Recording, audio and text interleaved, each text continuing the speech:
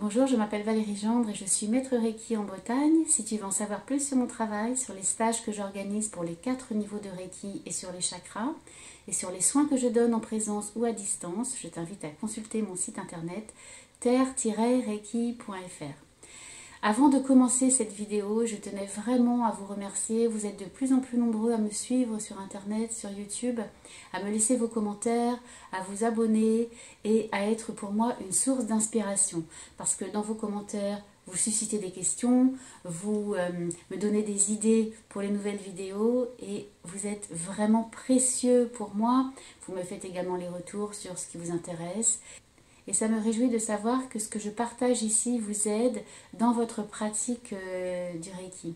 Ces vidéos, bien sûr, ne sont pas réservées aux praticiens de Reiki, mais je constate que vous êtes nombreux praticiens et enseignants de Reiki à les suivre. Et pour cela, un grand merci.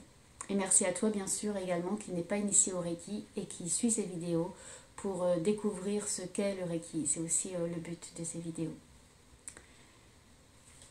J'arrive maintenant dans le vif du sujet. Donc je vous disais que vous êtes pour moi une source d'inspiration. Dans une de mes précédentes vidéos, je parlais du Reiki et de la grossesse et vous avez été quelques-unes à me demander des infos là-dessus. Comment donner du Reiki aux femmes enceintes, éventuellement quelles sont les contre-indications. Lorsque j'ai été moi-même initiée au Reiki, on m'avait donné une seule contre-indication pour le Reiki, les psychoses. J'en ai déjà parlé dans une autre vidéo.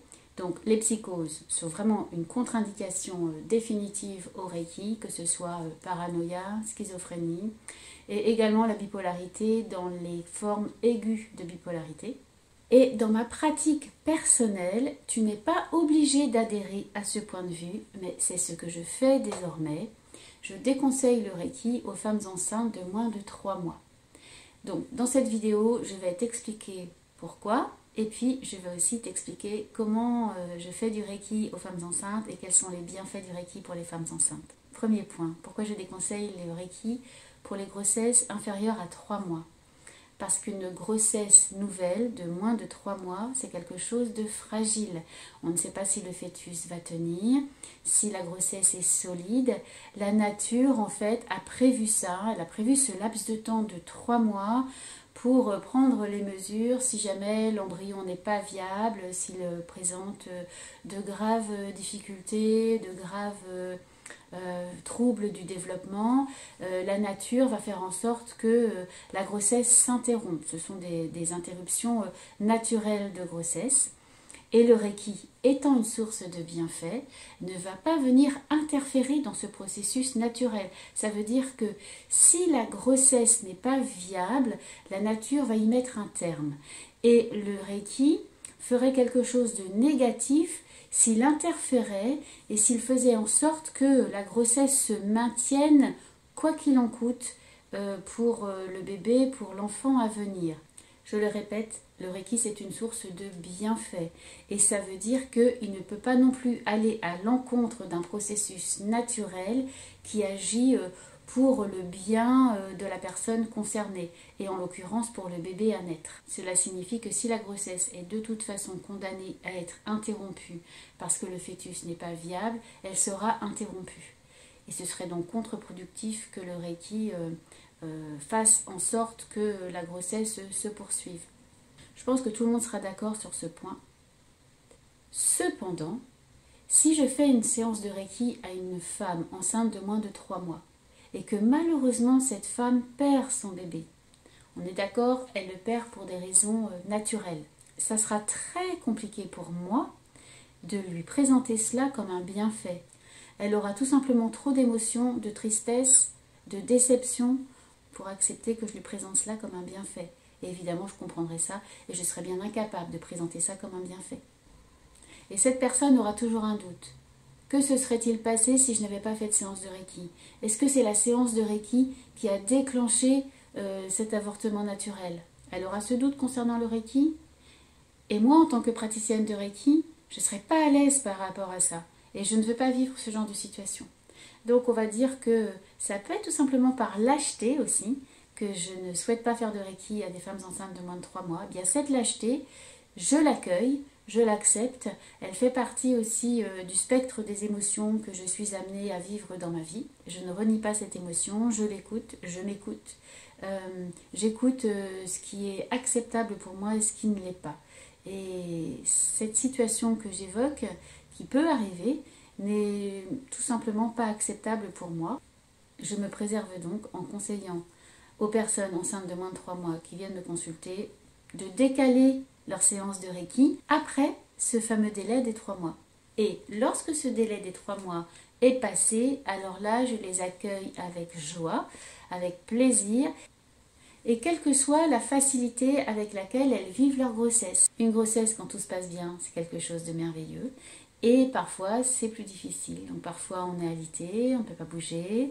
Les nausées des 3 premiers mois, eh bien, elles peuvent perdurer. Il peut y avoir toutes sortes de complications, aussi bien sur le plan physique que sur le plan psychique. On peut aussi avoir des coups de déprime, des coups d'angoisse, des coups de stress.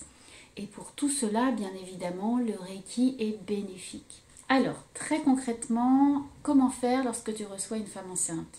Selon l'avancée de la grossesse, cette femme ne va peut-être pas pouvoir s'allonger sur la table de massage.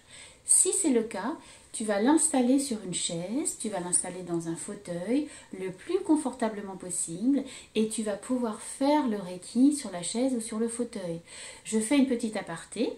J'explique toujours à mes élèves du premier degré de Reiki qu'il est tout à fait possible de faire une séance de Reiki sur une chaise et que si tu n'as pas de table de massage, c'est mieux de faire sur une chaise ou sur un fauteuil que de faire un Reiki sur un canapé ou sur un lit parce que tu vas te faire très mal au dos si tu donnes une séance de Reiki dans ces conditions.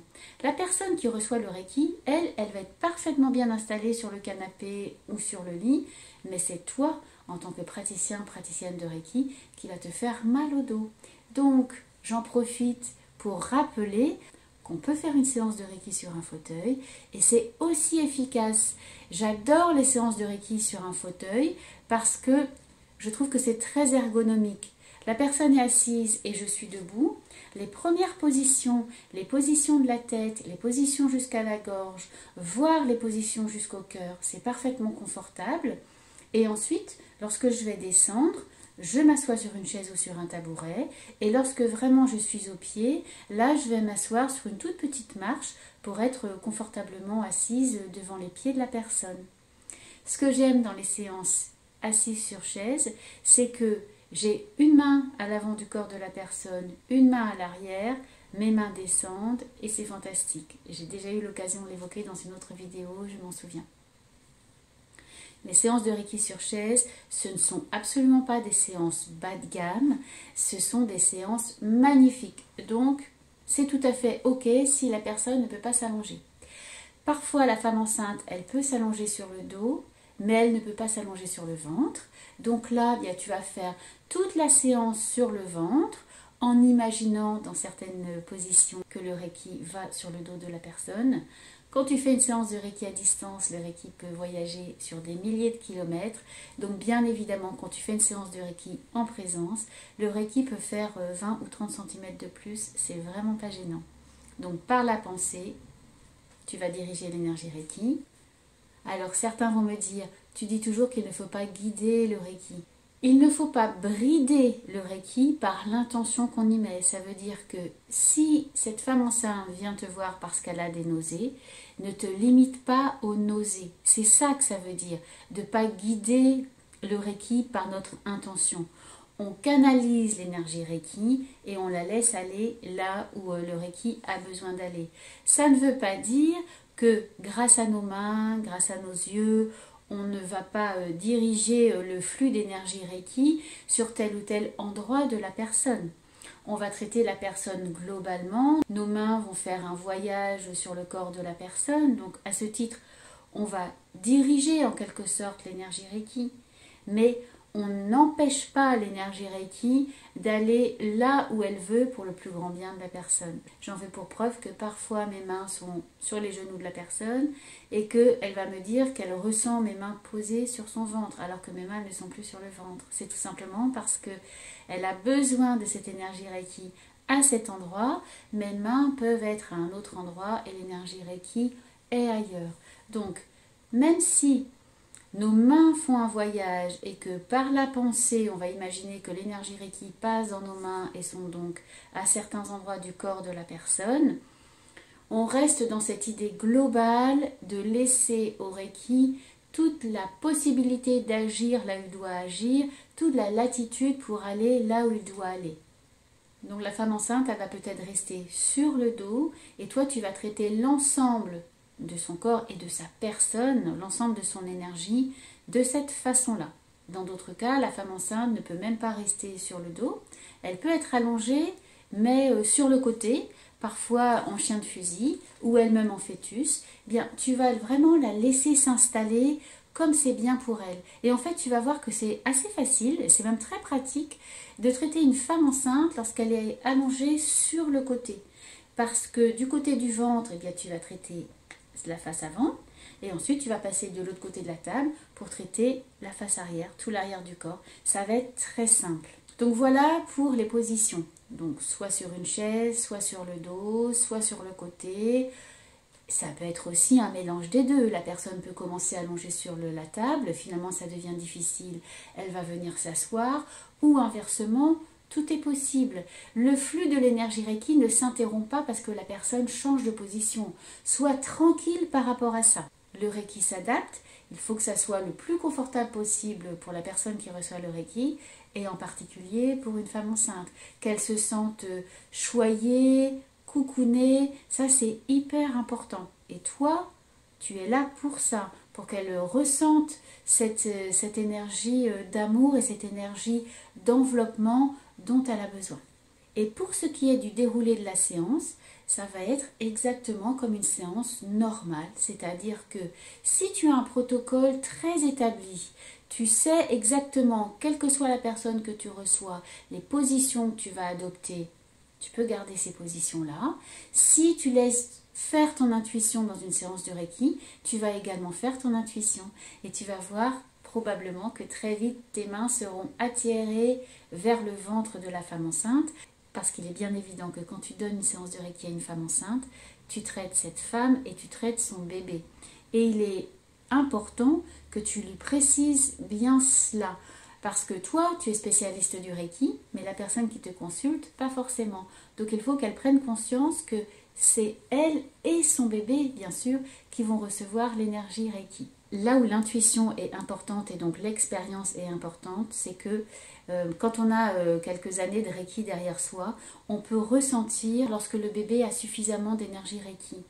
Je déconseille de faire une grande partie de la séance sur le bébé. Tu vas rester 3-6 minutes sur le bébé, c'est suffisant. Et ensuite, tu vas traiter la maman. Et tu vas sentir, en tout cas si tu as assez d'expérience, lorsque le bébé a assez d'énergie. Le bébé peut commencer à s'agiter, tu peux ressentir un flux intense d'énergie dans les mains. De la même façon que sur les jeunes enfants, on ne fait pas de séance d'1 heure, on va faire des séances de 30 minutes, voire d'un quart d'heure. Bien, sur un bébé, sur un fœtus, sur un enfant à naître, tu imagines bien également que la dose de Reiki que tu envoies doit être adaptée. Donc, pas très longtemps. Tu peux évidemment, avec l'accord de la maman, poser tes mains sur le ventre ou tu peux les écarter. Et dans certains cas, tu vas être tenté même de t'écarter beaucoup pour que tes mains soient assez éloignées du bébé. Parce que tout ça aussi, ça va diminuer l'intensité de la séance. Je t'invite à instaurer un dialogue avec la maman pendant la séance de Reiki. C'est elle aussi, si toi tu ne le vois pas, qui va te dire si le bébé est agité, si le bébé est calme. Elle peut également te dire si elle ressent trop d'énergie au niveau de son ventre. Il n'y a pas de position à proscrire pendant une séance de Reiki à une femme enceinte. Donc, toutes les positions que tu fais habituellement, tu peux les faire. Tu peux donner du Reiki lorsque les 3 mois sont révolus et jusqu'au terme de la grossesse. Alors, ça m'est arrivé de recevoir un appel d'une cliente que je connaissais déjà, à laquelle j'avais déjà donné une séance de Reiki pendant sa grossesse. Elle m'a appelée pour me dire « Écoute, jusqu'à présent j'allais très bien, j'étais détendue, j'étais prête à accoucher et là je suis stressée, le papa aussi est stressé parce qu'il me dit que finalement il n'est pas prêt à recevoir cet enfant, j'ai absolument besoin d'une séance de Reiki. » Je lui dis « Mais pas de problème, viens, ton accouchement est prévu pour quand ? Bah là, ça peut arriver aujourd'hui, demain. Là, évidemment, j'ai répondu, ah oui, ça serait quand même bien que tu sois prête à accoucher, en effet, parce que, bon, ben, sous les mots, je sentais bien ça, je ne suis pas prête à accoucher. Je l'ai reçue, elle avait ressenti beaucoup de stress les jours précédents, son bébé avait bien évidemment ressenti le stress, le bébé in utero ressent toutes les émotions de la maman, donc dans ces cas-là, c'est vraiment bien une séance de Reiki pour calmer le jeu, on calme tout le monde, on efface le stress pour faire à nouveau arriver l'énergie de la sérénité et de la paix, ce dont la maman a besoin et ce dont le bébé a besoin. Donc c'est vraiment ça que j'ai ressenti. Ma plus grande joie là, ça a été de voir à quel point elle était détendue, elle s'est endormie sur la table, donc en position fétale en effet. Et c'était pour moi la plus belle preuve que le Reiki était en train d'agir, qu'elle puisse s'endormir alors qu'elle m'avait dit qu'elle était dans un état de stress profond. Donc après cette séance de Reiki, elle s'est sentie vraiment détendue, l'accouchement s'est bien passé, le bébé était serein et tout allait bien. Cette personne n'était pas spécifiquement stressée par l'accouchement, elle était stressée par l'attitude de son conjoint qui, alors qu'il avait adhéré à sa grossesse pendant les 9 mois précédents, là, au moment de l'accouchement, eh bien, c'était plutôt lui qui ressentait l'angoisse de l'accouchement et pas elle, et donc par ricochet, c'était arrivé sur elle. Et ça peut arriver que, bien évidemment, les femmes soient angoissées à l'idée d'accoucher, même si elles ont un suivi chez la sage-femme qui est de nature à les mettre en confiance, à les réconforter. Eh bien, il peut y avoir des moments de doute et des moments d'angoisse avant l'accouchement. Et donc, c'est intéressant de faire des séances de Reiki pour calmer le jeu et pour faire en sorte que eh bien, cette femme soit préparée physiquement et psychiquement de la meilleure façon possible à cet événement qui est quelque chose de marquant dans la vie d'une femme, quelque chose dont on se souvient toute sa vie et quelque chose bien évidemment d'exceptionnel. C'est un événement exceptionnel. Quand une femme accouche pour la première fois, elle ne sait pas comment ça va se passer. Et même les fois suivantes, c'est un événement à chaque fois nouveau. Et c'est parfaitement normal dans ces moments-là d'avoir besoin d'un soutien. Le Reiki est parfaitement adapté pour ce soutien. Et bien évidemment, le Reiki ne remplace pas un avis médical, l'avis d'un gynécologue, l'avis d'une sage-femme. On travaille vraiment sur un autre plan, sur le plan énergétique, sur le plan émotionnel, sur un plan vraiment d'accompagnement humain. Et il y a vraiment une magie là-dedans, en tant que praticienne de Reiki, qui a déjà fait du Reiki sur des femmes enceintes. Oui, quelque chose de magique et quelque chose de très beau. Une séance de Reiki peut aider pour tout problème qui peut arriver lors d'une grossesse. Le Reiki, bien évidemment, peut être utile pour une personne qui doit être alitée pendant toute ou partie de sa grossesse. Ça va l'aider également émotionnellement, ça va l'aider sur le plan physique. Donc dans ce cas-là, soit tu vas te déplacer à son domicile si tu peux le faire, soit tu vas faire du Reiki à distance. Et le Reiki à distance fonctionne aussi bien que le Reiki en présence. Si c'est une femme qui est déjà hospitalisée, ça peut être compliqué de se rendre à l'hôpital pendant les heures de visite. Peut-être que les visites ne sont pas autorisées. Et là, tu vas le faire à distance. Je fais des suivis de grossesse réguliers, donc à partir du 4e mois de grossesse et jusqu'à la fin. On se donne un rendez-vous une fois par mois pour faire ce suivi régulier et c'est magnifique. Ça les prépare vraiment à l'accouchement et à la venue de bébé, qui est un grand chamboulement dans la vie d'une femme, dans la vie d'une famille. Et on a également besoin de se préparer à ça. Et parce qu'une naissance est un vrai chamboulement, on peut bien évidemment continuer à accompagner la femme qui vient d'accoucher, donc juste après son accouchement, dans les semaines qui suivent, pour l'aider à se rétablir. On dit qu'il faut 9 mois à 1 an pour que le corps se rétablisse d'une grossesse et d'un accouchement. Et là également, le Reiki peut être une vraie méthode d'accompagnement, en plus de tout ce que la femme peut faire pour la rééducation du périnée, etc. Toujours sous un autre angle, sous l'angle énergétique. Le Reiki peut être également bénéfique pour le baby blues. C'est un sujet qui a longtemps été un sujet tabou. C'est quelque chose de très très difficile, le baby blues. Et le Reiki peut être indiqué. Là, on est dans un problème émotionnel, dans un problème psychique. Et donc, n'hésite pas, dans ces cas-là, à proposer une séance de Reiki. Là encore, en présence ou à distance. Le baby blues, eh bien, c'est un état de tristesse profonde, de dépression profonde qui peut durer plus ou moins longtemps. C'est un état vraiment pas chouette. Heureusement que maintenant on en parle plus qu'avant, hein. Il y avait auparavant une espèce de forme de culpabilisation des femmes qui ressentaient ça, comme si il leur était reproché de ne pas accueillir cet enfant comme il se doit, de ne pas être dans la joie d'être mère. C'est une joie d'être mère, mais en même temps, c'est un tel bouleversement sur tous les plans, la naissance d'un enfant, et également sur le plan hormonal, que un baby blues, c'est quelque chose qu'il faut aussi accueillir et traiter comme une vraie souffrance de la maman. Il est temps d'en terminer avec la culpabilisation concernant ça, qui est un vrai problème. Et c'est aussi quelque chose qui peut être traité avec le Reiki, heureusement. Sans aucune limitation, là il n'y a pas d'overdose, tu peux faire du Reiki à distance à une maman qui souffre du baby blues aussi longtemps qu'elle en a besoin. Évidemment, là encore, ça n'empêche pas d'avoir un soutien d'un psychologue ou d'un psychiatre s'il y en a besoin. Nous ne sommes pas médecins, on ne se substitue en aucun cas au corps médical et dans le cas d'un baby blues qui se prolonge, eh bien, l'avis d'un médecin spécialiste des troubles psychiques est nécessaire, à mon sens. Voilà ce que je voulais te dire aujourd'hui sur le Reiki, grossesse, femme enceinte et nouvelle maman. Je n'ai pas abordé le nourrisson, ça pourra faire l'objet d'une autre vidéo si tu le souhaites. Une vidéo pour les enfants est à venir de toute façon, elle est en préparation. Là c'était vraiment centré sur les mamans. Il me reste à souhaiter une très très belle grossesse et un merveilleux accouchement à toutes les mamans et futures mamans qui me regardent.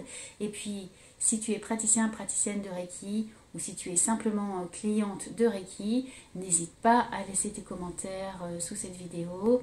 Tous les commentaires, toutes les questions, tous les retours d'expérience sont les bienvenus. C'est ici un lieu de partage, un lieu où tout le monde peut s'exprimer et où chacun s'enrichit de l'expérience des autres. C'est aussi ce qui fait la vertu de ces vidéos, grâce à vous. Donc merci à vous tous, à vous toutes qui me regardez.